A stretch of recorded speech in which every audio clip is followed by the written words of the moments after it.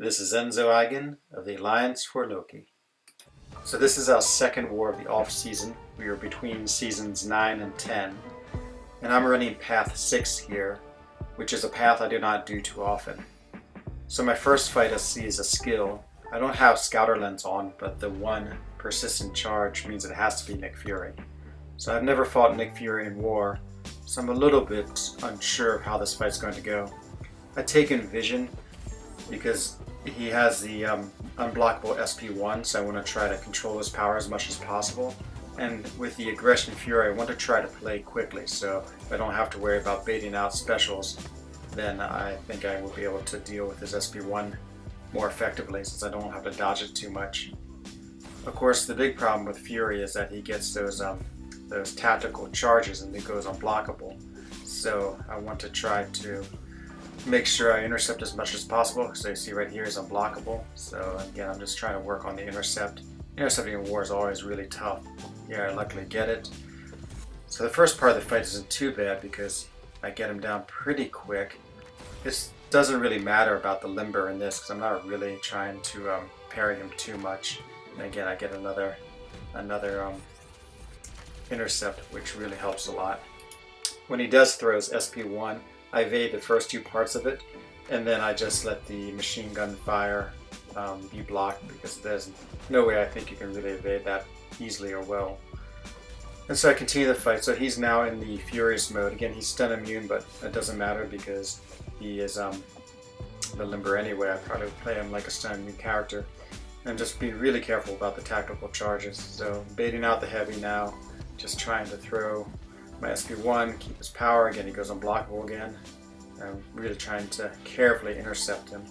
And so I find intercepting, I try to stay far back and I just sort of keep on rushing into him, and at worst I hit his block, and at best I get this intercept like you see here, and then I managed to kill him at the end. I was actually pretty pleased with that fight.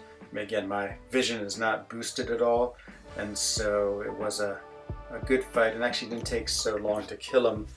It did take a fair bit of damage. It's all damage from his block, and as he gets those Furies, of course, his attack into my block does more and more damage. So this next fight is, of course, the Stun Immune Bane. Also going to be a difficult fight, and I see it's a science here. At this point, since I can't tell who it is and I sort of want to know for the fight, I go ahead and switch my Scouter Lens on. So I'm running Mystic Dispersion right now for the characters I'm using in Alliance Quest, so it's a pretty easy change. So I go ahead and get Scouter Lens off and take a look and see who this is. So it turns out this is a Spider-Gwen. I also have not fought her in war before. Usually I duel with her just to see her animations and get used to those. I know she has a special one that I'm not really very used to, so I'm a little worried about that. But I go ahead and just do the fight. It's definitely a void fight, and I want to try to just bait her heavy and go in and attack, and just be careful of her evade. And so you can see she evades a lot. I'm actually not, I think, careful enough there, and I'm just lucky she didn't hit me. So then I start playing a little more careful.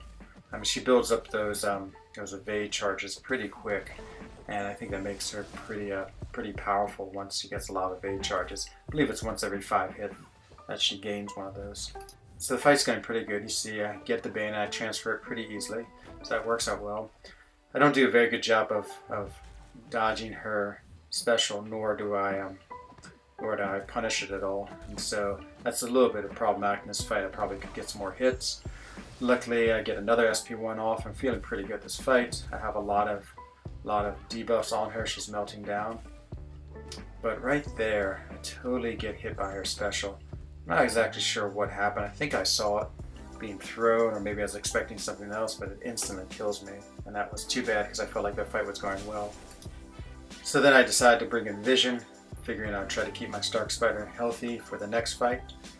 And so, again, sort of the same tactic, just trying to bait out her heavy attack, and then punish that, and then just watching out for the evade.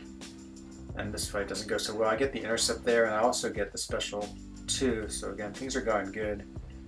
And again, I get another evade. I feel like I've gotten much better evading, but once again, I mess up, and it doesn't take much for her to kill me.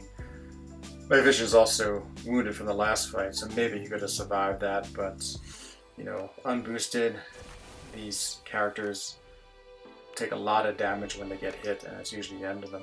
So finally I go in with Stark Spider-Man. So he's the only one left, and I just want to try to get this over with quick, same tactics, and luckily, you know, he is strong enough that he more or less finishes off quickly. The degen actually from the Bane does its job, and that's what kills her.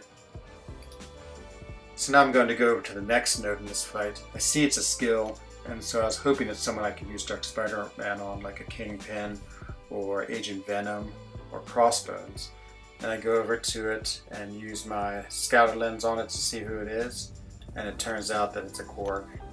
And so Stark Spider-Man is the absolute worst character for Korg, and so, you know, we're sort of playing this very chill, this war, and so we have a lot of backups. We're sort of just running certain paths to try them out. Like, I don't think we're going to run the middle path at all. So I call them for backup, and I want them to try to take this fight, and then I'll move on from there. So Stark Spider-Man is just a terrible matchup, and so in comes backup, and they almost get him down. Again, we're not trying very hard, no item use this war, so I figured I might as well give it a go with my Stark Spider-Man just to see what happened. I mean, it's a terrible matchup, but, you know, I figured there's no harm in trying. It's not holding anyone up. So you can see he's at 20%, so I know he's going to regen. Look at that damage I take from hitting him. Again, those rock charges do huge damage, but I get the attack off of his off the end of his combo, doing pretty good. Get him down to 12%, 11%. Dodge that, but he regens from the buffet node, and I'm thinking I might have a chance, but then I totally missed the heavy counter. I was just going back way too far. Again, a little out of practice fighting him. I actually get the intercept, but of course I die because of his rock shields cause damage. So that's the end of me in this war. We were going itemless, so that finishes once my 3 champions have died. It's pretty cool though to fight these wars without using boost. You just have to play perfectly, and it really hones your skills to try to take these characters out, and it's a good challenge. And so I think it'll only help us later on when we have to seriously fight in the Alliance War. So this has been Enzo Eigen, the Alliance for Loki. Thank you for watching. Goodbye.